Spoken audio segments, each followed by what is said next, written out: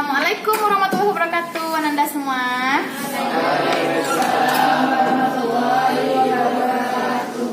Bagaimana kabarnya pagi ini? Alhamdulillah. Oke, alhamdulillah semuanya sehat ya. Semua siap untuk belajar pagi ini? Iya. Silakan kepada ketua kelas, Ananda Buku untuk mempersiapkan kelasnya. Selesai. Berdoa mulai.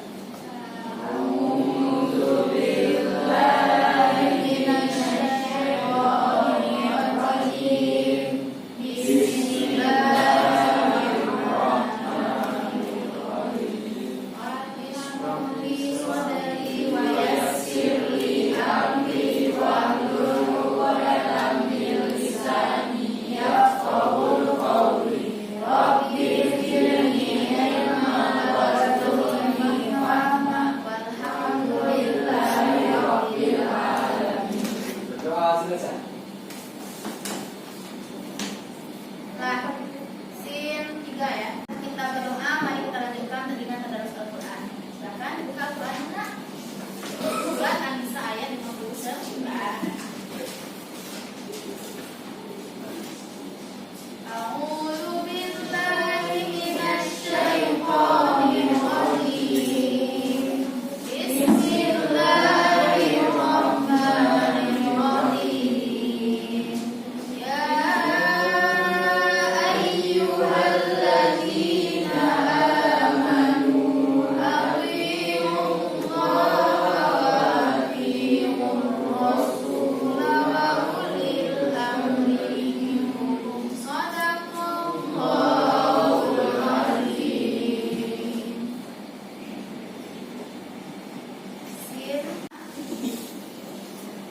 Baiklah Ananda, selanjutnya kita lakukan literasi buku bacaan yang Anda minati. Silakan.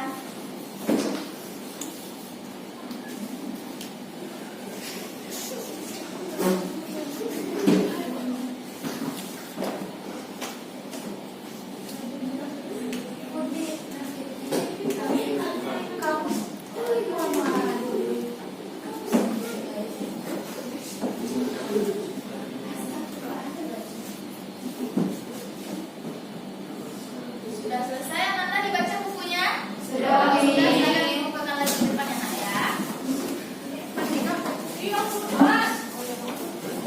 Baik, skip.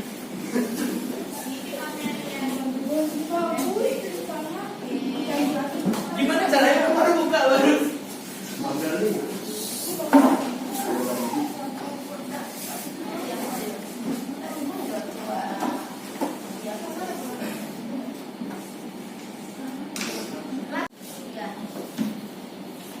Baik Ananda, selanjutnya dengarkan absensi kelasnya ya Nak. Baraseta, Hadir Umi. Kalista, Dara, Gania, Gogo, Habibi, Iza. Oke, semuanya hadir ya Nak ya, tidak ada yang tidak hadir. Oh, Siti Aliza nggak ada ya? Ada. Oh, Siti Aliza hadir. Baik, kita doakan semoga Siti Aliza lekas sembuh ya Nak ya. Amin. Silakan ketua kelas bantu ya Nak ya untuk menurunkan.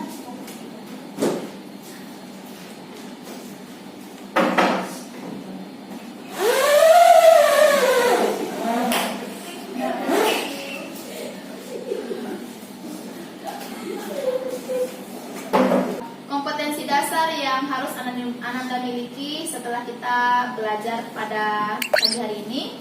Yang pertama adalah menganalisis kedudukan Al-Quran, hadis dan ijtihad sebagai sumber hukum Islam. Kemudian yang kedua mendeskripsikan macam-macam sumber hukum Islam dengan indikator. Yang pertama adalah menjelaskan pengertian Al-Quran sebagai sumber hukum Islam. Yang kedua menelaah dalil Al-Quran dan hadis sebagai sumber hukum Islam. Kemudian menyimpulkan Al-Quran sebagai sumber hukum Islam, kedudukannya. Dan yang terakhir adalah menjelaskan isi kandungan Al-Quran sebagai sumber hukum Islam. Sedangkan keterampilan yang harus Ananda miliki nanti setelah belajar materi sumber hukum Islam ini, yaitu membuat peta konsep tentang macam-macam sumber hukum Islam dan berikutnya menyajikan macam-macam sumber hukum Islam. Pembelajaran melalui model pembelajaran discovery learning dengan metode diskusi dan juga demonstrasi, maka Anda semua diharapkan dapat menjelaskan pengertian Al-Quran secara bahasa dan juga istilah dengan benar. Yang kedua, menelaah dalil Al-Quran dan hadis tentang sumber hukum Islam. Kemudian yang ketiga, menyimpulkan kedudukan Al-Quran sebagai sumber hukum Islam. Dan yang keempat, menjelaskan isi kandungan Al-Quran sebagai sumber hukum Islam. Ananda, manfaat pembelajaran kita pada hari ini yang pertama adalah setelah Ananda mempelajari Al-Quran sebagai sumber hukum Islam, Ananda semua memiliki pedoman yang jelas sehingga terhindar dari kesesatan. Kemudian yang kedua, terhindar dari taklid atau ikut-ikutan dalam beragama. Jadi itu manfaat kita mempelajari Al-Quran sebagai sumber hukum Islam. Paham ya, Nak ya? Nah, sistem pembelajarannya kan tadi kita pakai model pembelajaran discovery learning. Nah, untuk sintaksnya nanti Anak Umi duduk berdiskusi secara berkelompok ya, dengan mengisi LKPD atau lembar kerja peserta didik atau LKS yang Anda miliki. Nah, diawali dengan mengamati gambar. Jadi nanti kita akan melihat sebuah gambar, kemudian nanti Ananda diminta merespon daripada gambar yang ada. Selanjutnya mengidentifikasi masalah dari stimulasi yang diberikan, memberikan komentar, kemudian tanggapan ataupun pertanyaan. Yang ketiga, pengumpulan dan pengolahan informasi yang Ananda peroleh secara berkelompok. Kemudian yang keempat adalah verifikasi data melalui diskusi kelas. Jadi beberapa kelompok menyajikan hasil diskusinya ke depan. Dan yang terakhir adalah menyimpulkan pembelajaran. Penilaian, selama proses pembelajaran 3 jam ini, Ananda akan dinilai secara berkelompok apakah aktif atau tidak dalam diskusinya. Jadi dinilai ya, Nak ya. Kemudian penilaian hasil belajar. Jadi setelah belajar kita juga akan dinilai. Oke? Materi penyanyian minggu lalu? Masih sayang? Masih. Ayo, siapa yang bisa menyampaikan apa judul materi kita minggu lalu? Silakan, Amelia. Menuntut ilmu. Oke, bagus sekali Anak ya. Baik, kira-kira dari materi menuntut ilmu itu sudah bisa dipahami atau masih ada yang perlu kita pertanyakan? Sudah bisa dipahami? Sudah. Nah, kalau memang sudah bisa dipahami, kira-kira apa ya keterkaitan antara materi menuntut ilmu dengan Al-Quran sebagai sumber hukum Islam yang kita bahas hari ini? Apa ya hubungannya ilmu dengan Al-Quran? Kira-kira ada yang bisa menjawab, Nak sayang? Ilmu diperoleh dari Al-Quran. Oke, bagus sekali. Kata Amel, ilmu itu diperoleh dari Al-Quran. Oke, ada lagi yang bisa menjawab? Ilmu itu berlandaskan Al-Quran. Ilmu itu berlandaskan kepada Al-Quran, juga bagus. Ya, ada lagi yang bisa jawab, Nak? Ayo, satu lagi. Kami minta satu lagi. Satu, ilmu itu apa tadi saya? Ilmu itu berasal dari Al-Quran. Yang kedua, ilmu itu berlandaskan Al-Quran. Yang ketiga, ayo, Kalista. Semua keseluruhannya ada di Al-Quran. Oke, semua ilmu atau keseluruhan ilmu berawal daripada Al-Quran. Setuju dengan itu, Nak? Setuju. Iya, betul sekali disampaikan oleh Kalista, Ahmad dan juga Guru. Kita beri tepuk tangan dulu untuk teman-temannya yang sudah menyampaikan. Jadi, Al-Quran sebagai sumber hukum Islam itu adalah pedoman dalam hidup kita. Maka orang yang punya ilmu, kalau dia tidak berpedoman pada Al-Quran, bisa jadi nanti tersesat, ya kan? Bisa jadi nanti tersesat. Makanya orang berilmu harus juga dia berpedoman kepada Al-Quran sebagai sumber hukum Islam. Oke, sampai sana paham ya, Nak? Nah, Ananda, coba perhatikan gambar yang sudah ada di fokus kita ini. Kira-kira ini ada tanda tanya, Nak ya. Gambar yang pertama gambar apa? Al-Quran. Yang kedua gambar apa? Hadis. Dan yang ketiga adalah gambar Hadis. Oke, buku ya atau kita fatwa MUI atau buku ijtihad. Kalau betul ya kita lihat ya, Nak ya. Ya, Al-Quran. Kemudian hadis ya, Nak ya. Dan yang ketiga adalah ijtihad. Nah, nanti tanggapan yang Anda sampaikan dituliskan pada LKPD ya. Oke. Ada yang tahu tidak definisi dari Al-Quran itu sendiri? Baik itu secara bahasa ataupun secara istilah? Saya Iya, silakan Gogo. Quran berasal dari menurut bahasa yaitu Qoro'a, Yara'u dan Qur'ana. Dan menurut istilah yaitu kitab yaitu sebuah mukjizat yang diturunkan dari Allah kepada Nabi Muhammad SAW melalui malaikat Jibril. Dan itu merupakan mukjizat yang terbesar yang diterima oleh Nabi Muhammad dan merupakan pedoman bagi umat manusia. Oke, terima kasih. Jawabannya sangat menarik ya. Nah, kira-kira yang juga bisa menyempurnakan jawaban yang disampaikan oleh temannya Gogo tadi secara bahasa atau itu apa? Silakan, Amel. Dari segi bahasa, Al-Quran berasal dari kata qoro'a, yang qoro'u, qira'atan, Qur'anan, yang berarti sesuatu yang dibaca atau bacaan. Oke, sesuatu yang dibaca atau bacaan ya, Nam ya. Kemudian lanjut. Dari segi istilah, Al-Quran adalah kalamullah yang diturunkan kepada Nabi Muhammad SAW dalam bahasa Arab yang sampai kepada kita secara mutawatir, ditulis dalam mushaf, dimulai dengan surah Al-Fatihah dan diakhiri dengan surah An-Nas. Membacanya berfungsi sebagai ibadah, sebagai mukjizat Nabi Muhammad, dan sebagai hidayah atau petunjuk bagi umat manusia. Iya, betul sekali. Terima kasih Amel. Nak baca buku dari malam ya. Oke, kita lihat di depan saya. Al-Quran secara bahasa berasal dari kata yakni qoro'a, yaqra'u Qur'anan, yang berarti bacaan. Sementara secara istilah Naomi, berdasarkan para ahli ini, menurut Dr. Subhi As-Solih mendefinisikan bahwa Al-Quran yaitu kalam Allah Subhanahu wa Ta'ala. Apa yang dikatakan kalam yaitu firman ya, firman Allah Subhanahu wa Ta'ala yang merupakan mukjizat yang diturunkan kepada Nabi Muhammad SAW, ditulis dalam mushaf, diriwayatkan secara mutawatir serta membacanya bernilai ibadah. Ya Naomi, kalau baca Quran bernilai ibadah bagi kita semua ya Nak ya. Kemudian selanjutnya, Al-Quran juga bisa berarti kalam Allah yang merupakan mukjizat dari Nabi Muhammad SAW, ditulis dalam mushaf, dimulai dari surat Al-Fatihah dan diakhiri dengan surat An-Nas, diriwayatkan secara mutawatir serta membacanya bernilai ibadah. Nah, sampai di sini paham Anda tentang definisi Al-Quran? Paham. Baik. Kira-kira surat apa yang memerintahkan kita untuk merujuk kembali kepada Al-Quran? Silakan Para. Quran surat An-Nisa ayat 59. Iya baik, Quran surah An-Nisa ayat 59. Mari kita baca ya Nak ya. Umi akan mendemonstrasikan terlebih dahulu, nanti Ananda mengikuti ya. A'udzu billahi minasy syaithanir rajim. Bismillahirrahmanirrahim.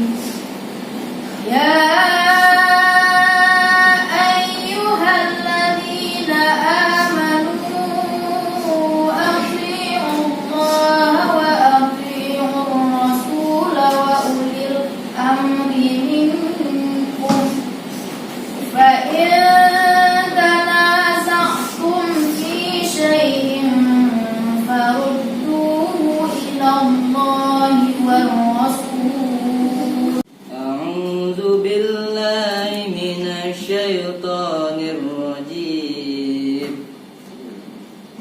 Bismillah. Silakan diulang kembali oleh Ananda Gogo. Surah An-Nisa ayat 59. A'udzu billahi minasy syaithanir rajim. Bismillahirrahmanirrahim. Ya ayyuhallazina amanu atiullaha wa atiur rasul wa ulil amri minkum. Sadaqallahul azim. Baca oleh Ananda Amel.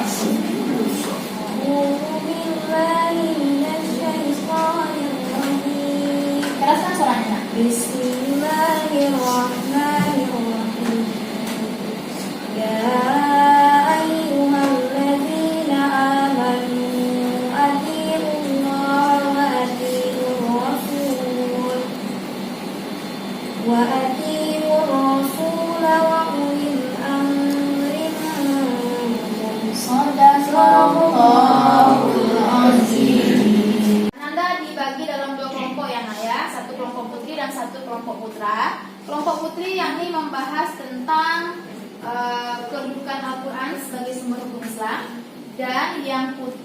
membahas tentang isi kandungan Al-Quran sebagai sumber hukum Islam. Paham penugasannya Nanda? Paham. Nah, kemudian jawabannya nanti dituangkan dalam LKPD yang Anda miliki ya. Oke, silakan dibikin kelompoknya.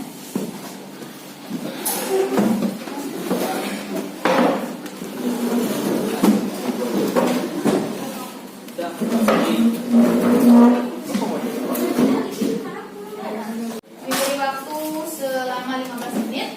Kemudian silahkan tuangkan hasil diskusi dalam KPD dan nanti kita akan presentasikan ke depan mewakili teman kelompoknya. Oke? Nah, sembari Anda menulis, Umi akan menilai keaktifan Anda dalam berdiskusi.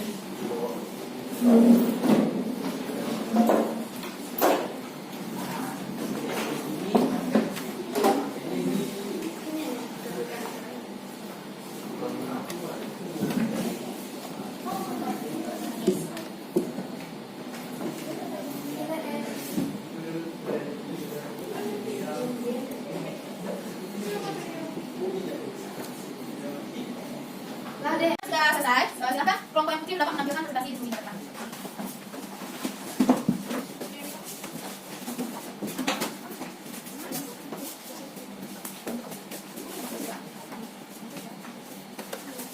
Kami mohon maaf. Assalamualaikum warahmatullahi wabarakatuh. Waalaikumsalam warahmatullahi wabarakatuh.